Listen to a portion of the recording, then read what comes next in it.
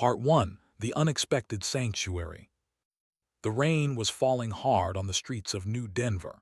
This was a human colony on the edge of space. The Empire was the most powerful dragon empire in the galaxy. They ruled 17 star systems. They had the biggest fleet of warships anyone had ever seen, and their emperor was the most feared being in the known universe. But tonight, that emperor was hiding in an alley like a beggar. Emperor pressed his back against the cold wall. His scales, which were normally bright red like fresh blood, had turned dull and gray from exhaustion. His golden eyes, which had seen empires rise and fall, now looked tired and sad. He had not slept in 4 days. He had not eaten in 3. In his arms, he held a small bundle wrapped in old cloth. Inside that bundle was his daughter. She was only 2 months old. She was also the reason he had given up everything. Was born different. Her wings were twisted and would never let her fly properly.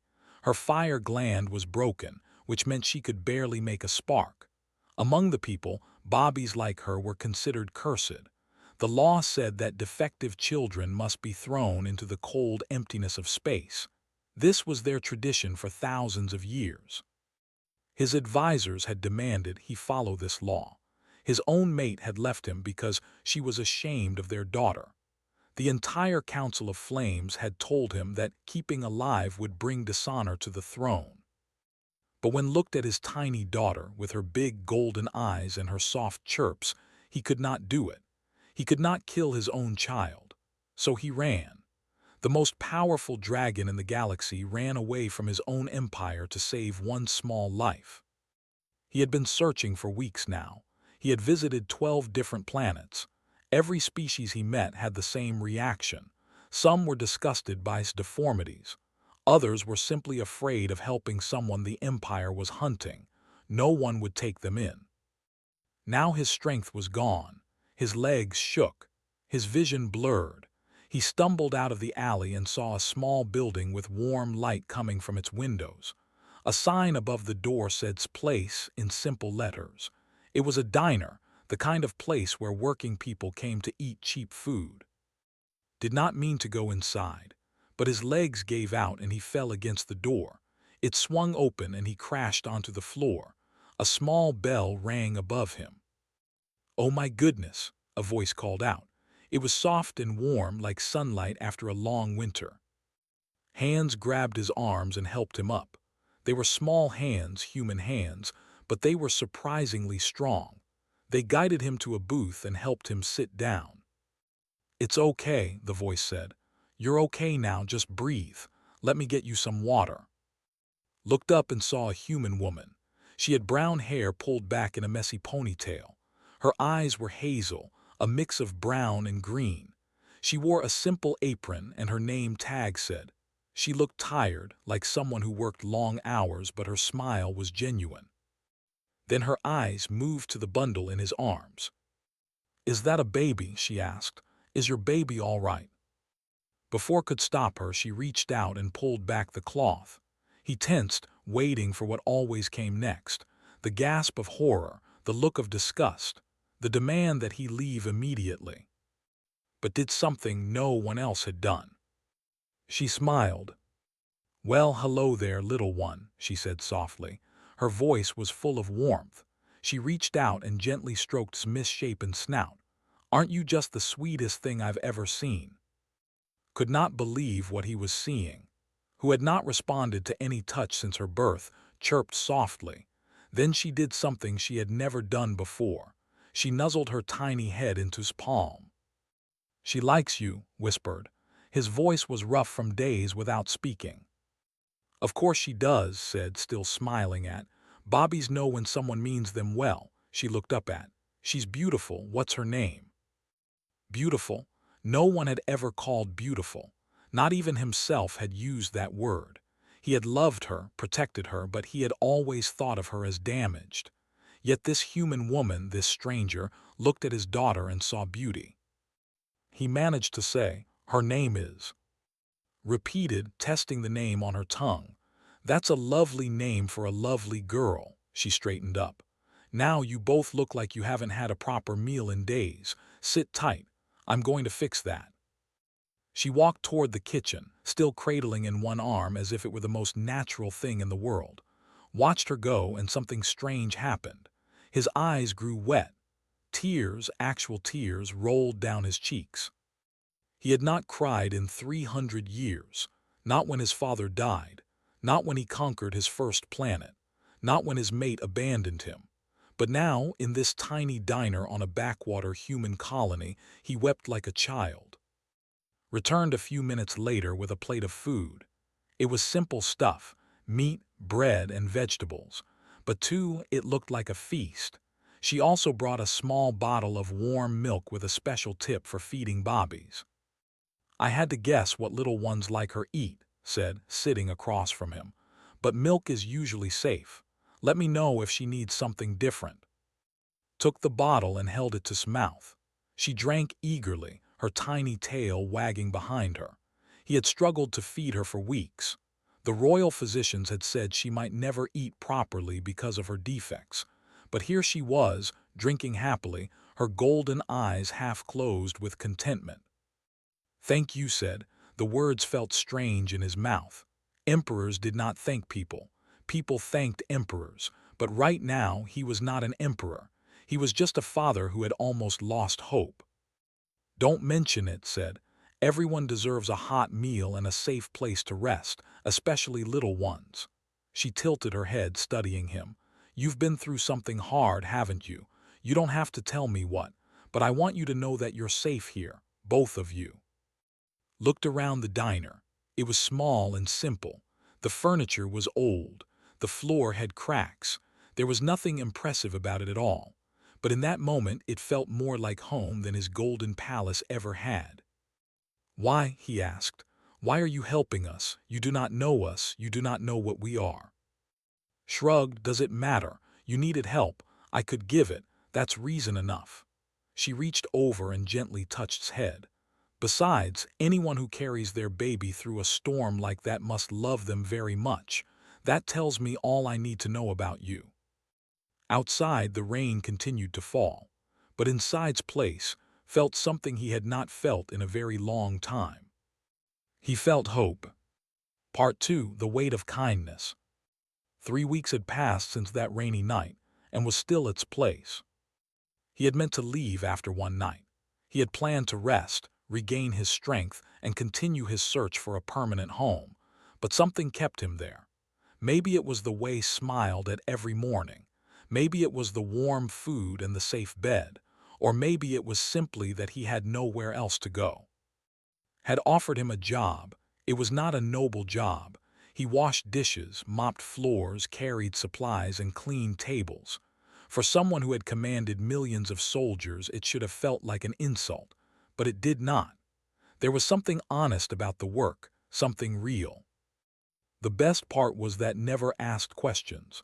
She did not ask where he came from. She did not ask why he was running. She did not ask about the scales that sometimes showed through his human disguise when he was tired. She simply accepted him, just as she had accepted. But what surprised most was the other humans. The diner had regular customers. They came every day, sometimes twice a day, and every single one of them fell in love with. There was old Pete, a retired firefighter with white hair and rough hands. He came in every morning at 6 for coffee and toast. When he first saw, expected him to be scared. Dragons were not common on human worlds, but Pete just smiled and asked if he could hold her. "Reminds me of my granddaughter," Pete said, bouncing gently on his knee. "She was born early, you know.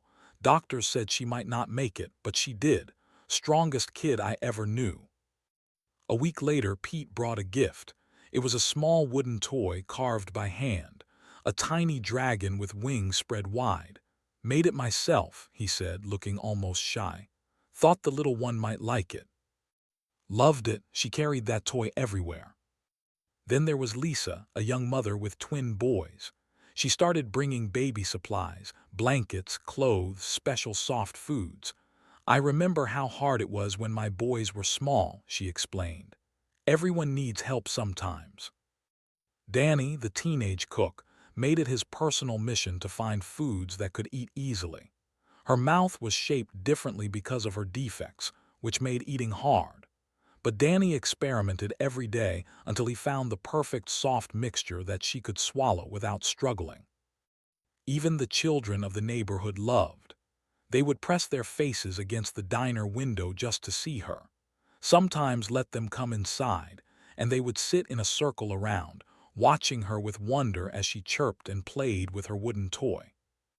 One evening after the diner closed, sat within a booth, was sleeping in a basket beside them, wrapped in one of Lisa's blankets. "I do not understand," said. His voice was quiet, confused. "I do not understand you humans." Looked up from the table she was wiping. "What do you mean?" "In my culture, imperfection is weakness. Weakness is death." He stared at his sleeping daughter. A child like would never be accepted. She would be seen as a burden, a shame, a curse. My own people demanded that I kill her. Stopped wiping. Her eyes grew serious. "But you," continued, "you and these other humans, you treat her like she is the most valuable treasure in the universe. Old Pete makes her toys. Lisa brings her blankets. Danny spends hours making food she can eat. Why? She is nothing to you. She is a stranger. She is not even your species." Was quiet for a long moment. Then she set down her rag and sat across from him. "My brother was born with a heart problem," she said. "The doctors told my parents he would not live past 5 years old. They said we should prepare ourselves. They said we should not get too attached." Listened without interrupting. "But my parents refused to believe that. They refused to treat him like he was already dead." His voice was soft but strong. "They gave him the best life they could. Every day they made sure he knew he was loved. And you know what? He lived until he was 23, 18 years longer than anyone expected." She smiled, but there was sadness in it. Those years were not easy. He had surgeries. He had bad days. Sometimes he could not even get out of bed, but he was happy. He knew he mattered. He knew he was loved. And when he finally passed, he went peacefully, surrounded by people who cared about him. Felt a strange tightness in his chest. "We do not believe that a person's worth is decided by their abilities," said. "A life is precious just because it exists. It does not have to be perfect to deserve love. In fact, the ones who struggle the most often need love the most." "That is inefficient," heard himself say. It was what his advisors would have said, what his culture taught. But just laughed. "Maybe, but efficiency is not everything. Compassion matters more than strength. Kindness matters more than perfection." She looked at, still sleeping peacefully. "Every living thing deserves to be loved, especially the ones the world wants to throw away." Did not sleep that night. He lay in the small apartment above the diner, listening to soft breathing, thinking about everything it said. He thought about his empire, its great fleets, its conquered worlds, its traditions of strength and power. For 300 years he had believed that was what mattered: victory, dominance, perfection. But what had it given him? An empty throne, a mate who abandoned him, advisors who wanted him to murder his own child. He had been the most powerful being in 17 star systems, and he had been utterly alone. Then he thought about her small diner, her simple life. She had no armies, no wealth, no power, but she had given him something no one else ever had. She had given him kindness, without expecting anything in return. Old Pete had given a toy carved with his own hands. Lisa had brought blankets she could not really afford. Danny had spent countless hours making special food for a baby who was not his responsibility. These humans had nothing, and yet they gave everything. Had conquered worlds, he had crushed rebellions, he had been feared by billions. But this simple human woman, with her tired eyes and her warm smile, was stronger than him in ways he was only beginning to understand. As the sun rose over New Denver, made a decision. He would not run anymore. Whatever happened, whatever came next, he would stay. Because for the first time in his very long life, he had found something worth staying for. He had found a family. Part 3: The Empire Strikes. 3 months after arrived its place, his past finally caught up with him. It was a Tuesday afternoon. The lunch rush had just ended and the diner was quiet, was in the kitchen washing the last of the dishes, was out front wiping down tables, was in her basket near the counter playing with her wooden dragon toy. Then heard it, a sound he knew too well, the deep hum of engines. His blood went cold. He dropped the dish he was holding and ran to the front of the diner. Through the window, he saw something that made his heart stop. A massive warship was descending from the sky. It was black as night, with red symbols painted on its hull, the symbol of the military. He said, his voice urgent, Go out the back now." Looked at him, then at the ship outside. "What is that? Who are they?" "They are here for me." He grabbed her shoulders. "Please, take my daughter and run, do not look back." But before could move, soldiers poured out of the ship. They were warriors in black armor, carrying weapons that could destroy buildings. They formed lines around the diner, blocking every exit. People on the street screamed and ran away. Then came the voice. It boomed through speakers, loud enough to shake the windows. "Emperor, you have abandoned your throne and your duty. The Council of Flames has ordered your death. Surrender the defective child, and your end will be quick." Recognized that voice. It belonged to General, his former second in command. They had fought side by side for 100 years. Now was here to kill him. Picked up, holding her close. "Emperor, you're an emperor." "I was," said. He felt tired, so tired. "I gave it up for her for." His voice came again. "You have 1 minute to surrender. After that, we will destroy this building and everyone in it." Turn 2, there is still time. The back door leads to an alley. If you run now, you might escape. "And leave you here alone?" Shook her head. "No. You do not understand. These soldiers, this general, they will kill everyone here to get to me. This is not your fight." "Yes, it is." His voice was firm. Her eyes were blazing with a fire that surprised him. "You came to my door, broken and scared, carrying a baby you would die to protect. You trusted me. You became part of my family, and in my family we do not abandon each other." She reached into her pocket and pulled out her phone. She pressed a single button. "What are you doing?" asked. "Calling for backup." Within minutes, people started appearing. They came from the buildings around the diner. They came from the shops down the street. They came from everywhere. Old Pete was first. He carried an old hunting rifle, the kind his grandfather had owned. His face was calm, but his eyes were hard. "Heard there was trouble," he said simply. Lisa came next with a group of other mothers. They formed a line in front of the diner's door, arms linked together. "You're not taking that baby anywhere," Lisa said. Danny climbed onto the roof of the diner with a fire extinguisher. It was not much of a weapon, but the look on his face said he would use it anyway. More and more humans gathered. Shop owners with bats, mechanics with tools, teachers with nothing but their fists. Even children came, standing behind their parents, refusing to run away. General emerged from his ship. He was huge, even for a... His scales were black as coal, and his eyes burned like red coals. He looked at the crowd of humans and laughed. "This is your defense." His voice dripped with scorn. "A few dozen weak creatures with primitive weapons. The Empire has conquered 1,000 worlds. You think you can stop us?" Old Pete stepped forward. "We're not trying to stop your empire, son. We're just protecting our neighbors." His eyes narrowed. "Your neighbors are a traitor and a defective animal. They are worth nothing." "Everyone is worth something," Lisa called out.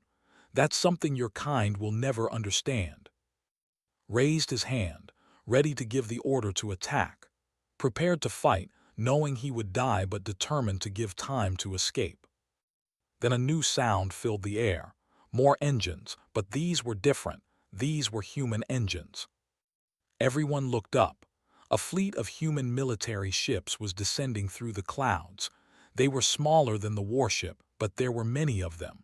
Their weapons were powered and aimed. A new voice spoke through speakers, calm and commanding. This colony is under the protection of the Earth Alliance. Any act of violence will be considered a declaration of war against humanity. A woman appeared on a screen mounted on the lead ship. She had gray hair, sharp eyes, and a face that had seen many battles. Her uniform was covered in medals. This was Admiral Grace Mitchell, one of the most famous human military commanders in the galaxy. Snarled, you would start a war with the Empire, for one traitor and a broken child. Admiral Mitchell's response was instant. We would start a war for any innocent who needs protecting. That is what it means to be human. Humans are weak, spat. You have no chance against our fleets. Maybe not, Mitchell replied, but we would fight anyway. We would fight until every last one of us was gone, because some things are worth dying for. Her eyes hardened, and protecting the helpless is at the top of that list. The standoff lasted for 3 hours. Threatened, Mitchell stood firm. Neither side backed down. In the end, it was who blinked first. The Empire was powerful, but even they did not want a long, bloody war with humanity, especially not over a single fugitive. The cost would be too high, the risk too great. This is not over, growled as his soldiers retreated to the ship. The Council will not forget this insult. Neither will we, Mitchell replied. The ship rose into the sky and disappeared among the stars. The humans cheered. They hugged each other. Some of them cried. Was still holding when found her. The baby dragon was chirping happily, unaware of how close she had come to death. Why? Asked. His voice was shaking. Why would your people risk everything for us? Smiled through her tears. Because that's who we are. We take care of each other. We protect the ones who cannot protect themselves. She took his hand. You're not alone anymore. Neither is you have us now, and we're not going anywhere. That night the colony held a celebration. There was food, music, and laughter. Humans and the Dragon Emperor sat together as equals, as friends, as family. And finally understood something that his people had never learned. True strength was not about conquest. It was about standing up for those who could not stand up for themselves. It was about love. Part 4, The Transformation. 1 year after the standoff at New Denver, the galaxy watched in shock as something impossible happened. Emperor returned to the Empire. He did not return as a prisoner. He did not return in chains. He returned as a revolutionary, with a message that would shake the foundations of Dragon society. His year among humans had changed him in ways that went deeper than anyone could see. He had lived in their world. He had learned their language, their customs, their way of thinking. He had seen how they treated their sick and their old. He had watched them celebrate differences instead of destroying them. He had discovered a kind of strength that had nothing to do with fire or claws. And now he was bringing that wisdom home. The Council of Flames met in the Great Hall on Prime. This was the most important building in the Empire, a massive structure of black stone and red crystal. 13 elders sat on high thrones, looking down with cold eyes. General stood to one side, ready to arrest the former emperor the moment the council gave the order. But was not afraid. He stood in the center of the hall with his head held high. Beside him stood, dressed in simple clothes, looking small but unafraid. On his shoulder sat, now almost a year and a half old. She had grown stronger during their time on Earth. Her twisted wings had developed muscles. Her fire gland, though damaged, could now produce small flames. The doctors who had said she would never improve had been wrong. Emperor, said Elder, the oldest member of the council. His scales were gray with age and his voice was like grinding stones. You abandoned your throne. You fled like a coward. You brought shame upon the Empire. Give us one reason why we should not execute you where you stand. Looked at the elders one by one. These were the most powerful dragons in the galaxy. They had ruled for centuries. They had never questioned the old ways. The old ways are killing us, said. His voice was calm but strong. Look around you, our empire is dying. Murmurs spread through the hall. Several elders gripped their armrests in anger. Our birth rates have dropped every year for the past 3 centuries, continued. Do you know why? Because we destroy any child who is not perfect. We throw away our own future because of small defects. We murder bobbies for having the wrong color scales or a weak fire gland. Those children are burdens, interrupted. They weaken the bloodline. Do they? Gestured to on his shoulder. This child was supposed to die. Your doctor said she would never walk, never fly, never produce fire, but look at her now. Lifted her head and opened her small mouth. A tiny flame shot out, bright and orange. It was not a powerful flame, but it was real. The elders stared in surprise. She did not improve because of medicine, said. She improved because humans gave her something we never did. They gave her love. They gave her care. They believed in her when everyone else called her worthless. Elder leaned forward. You speak of human weakness as though it were strength. Because it is strength, stepped forward, his eyes burning with passion. I lived among humans for a year. I saw things that our people would call impossible. I saw them care for their sick instead of abandoning them. I saw them help their elders instead of leaving them to die. I saw them welcome strangers instead of conquering them. He pointed to, this woman owns a small diner. She has no army, no fleet, no power. But when I came to her door, broken and desperate, she took me in. She fed me. She gave me a home. She loved my daughter as if were her own. Stood tall under the stares of 13 ancient dragons. And when your soldiers came to kill us, continued, the humans of that colony stood against them. Old men with hunting rifles, mothers with their bare hands, children who refused to run away. They knew they could not win. They knew they might die, but they stood anyway, because that is what humans do. They protect each other. They fight for what is right. They choose love over fear every single time. The hall was silent. We built our empire on conquest and perfection, said. And what did it give us? Endless war, empty victories, a dying race that destroys its own children. We are so obsessed with strength that we have forgotten what strength truly means. He looked at Elder directly. True strength is not about destroying others. It is about lifting them up. It is about caring for those who cannot care for themselves. The humans taught me this, and if we do not learn it too, we will destroy ourselves. What would you have us do? Asked one of the younger elders. His voice was curious, not hostile. I would have us build hospitals instead of warships, said. I would have us create schools instead of prisons. I would have us stop throwing away our children and start nurturing them. I would have us learn from humanity, as I have learned, and become something greater than we have ever been. Stepped forward. This is madness. This is weakness. This is betrayal of everything our people stand for. Then everything our people stand for is wrong, replied. The debate lasted for days. Some elders supported. They called a traitor a fool, a danger to the empire. They demanded his execution. But others listened. They looked at this child who should have been dead, now healthy and happy. They looked at this human woman who had risked her life for a dragon she had never met. They began to wonder if maybe, just maybe, the old ways were not the only ways. In the end, the vote was close, 7-6 in favor of.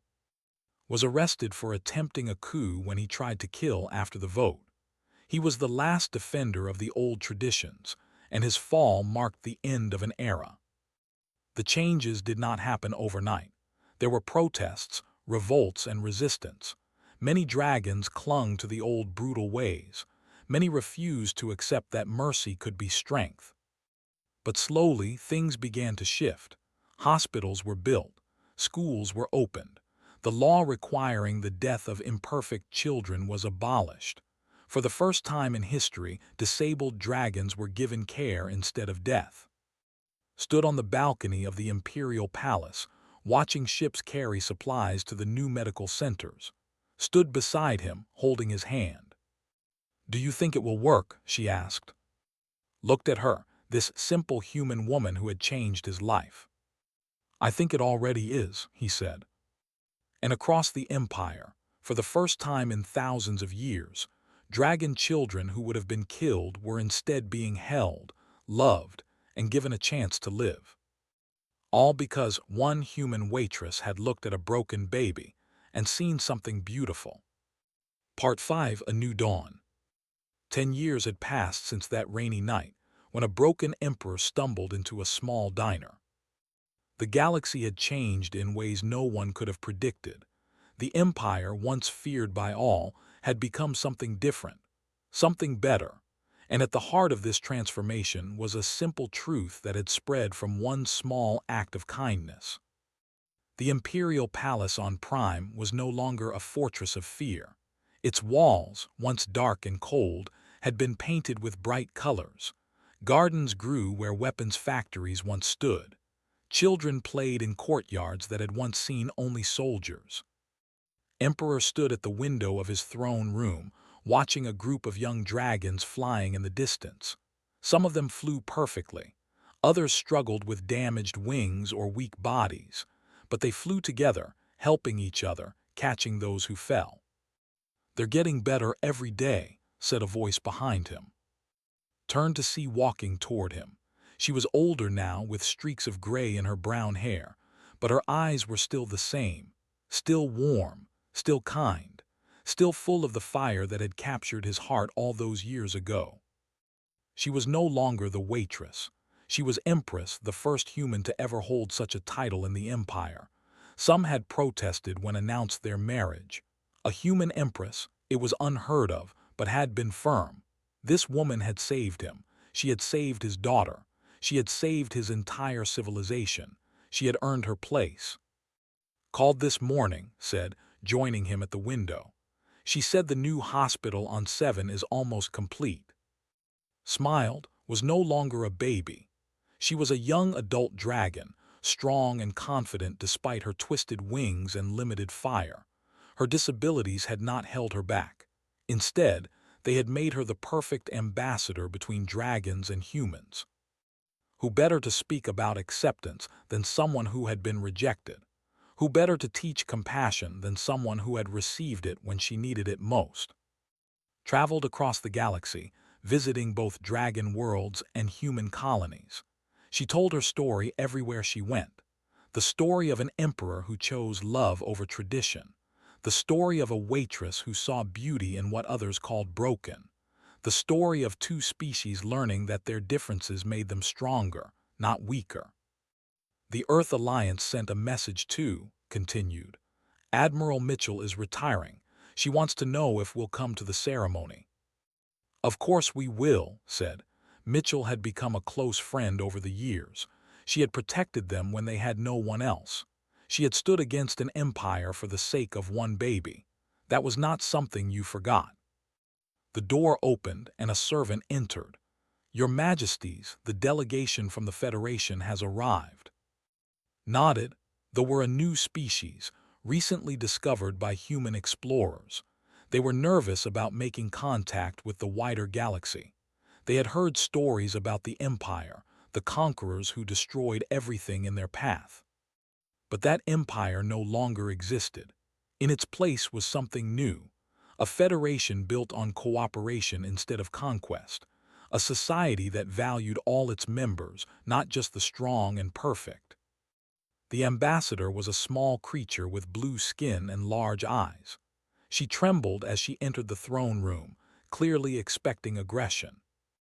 Instead, stepped down from his throne and approached her at eye level. "Welcome to Prime," he said gently. "We are honored by your visit." The ambassador's eyes widened in surprise. We expected something different," she admitted. "The stories about dragons." "The stories are old," said. "We have changed. We are still changing. A wise human once taught me that true strength lies in kindness, not cruelty." He glanced at who smiled. "It took me 300 years to learn that lesson, but I am grateful I finally did." The negotiations went well. By the end of the day, a new alliance had been formed. that would join the growing community of species who had chosen cooperation over conflict. That evening, and attended a celebration in the capital city. Thousands of dragons and humans filled the streets, laughing and talking together. Children of both species ran between the crowds, playing games that had no borders. Old Pete had come for the celebration. He was very old now, his hair completely white, his body frail, but his eyes still sparkled when he saw arrive. "There's my girl," he said, opening his arms. Now taller than any human, bent down and gently embraced the old man who had given her her first toy. That wooden dragon still sat in her chambers, the most treasured item she owned. Lisa was there too, her twin boys now grown men with families of their own. Danny had become a famous chef, running restaurants on both human and dragon worlds. His specialty was food that anyone could eat, regardless of their species or abilities. Admiral Mitchell stood with other military leaders, discussing not battle strategies but disaster relief efforts. The combined human-dragon fleet had spent the past 5 years helping colonies in need, delivering supplies, and rescuing survivors of natural disasters. They had saved more lives through compassion than they had ever taken through war. As the celebration continued, found standing alone on a balcony, looking up at the stars. "What are you thinking about?" he asked, joining her. "I'm thinking about that night," she said, "when you fell through my door half dead, holding like she was the only thing that mattered in the universe." "She was," said, "she still is." "I know," leaned against him. "I just never imagined it would lead to all this. A whole empire changed, 2 species united, millions of lives saved." "You started it," said. "One act of kindness, one moment of compassion, you saw a broken stranger and chose to help." Shook her head. "Anyone would have done the same." "No," his voice was firm. "They would not have. I visited a dozen planets before I found you. Every species rejected us. Every door was closed. Only you opened yours." He turned her to face him. "You taught me that strength is not about power. It is about choice. Every day we choose who we want to be. We choose cruelty or kindness, fear or love, and those choices ripple outward, touching lives we will never know." Smiled, her eyes wet with tears. "When did you get so wise?" "I had a good teacher." Below them the celebration continued. Dragons and humans danced together under strange stars. Children laughed. Music played. A new era was being born, one act of kindness at a time. And watching it all, finally understood what had shown him all those years ago. The universe was vast and often cruel. There would always be darkness, always be those who chose hatred over love, but there would also always be people who saw worth in the worthless, people who found beauty in the broken, people who chose to light a candle rather than curse the darkness. That was the true strength of humanity. Not their technology, not their weapons, not their numbers, their refusal to give up on anyone, their stubborn belief that every life mattered. And now that belief had spread across the stars. Pulled close and watched the future unfold before them. Somewhere out there was telling their story to new audiences. Somewhere out there, dragons were learning to be gentle. Somewhere out there, a universe that had once been ruled by fear was slowly, carefully learning to hope. All because one human waitress had looked at a disabled baby dragon and said 5 simple words. "She's beautiful, what's her name?" And in that moment, everything had changed. Forever.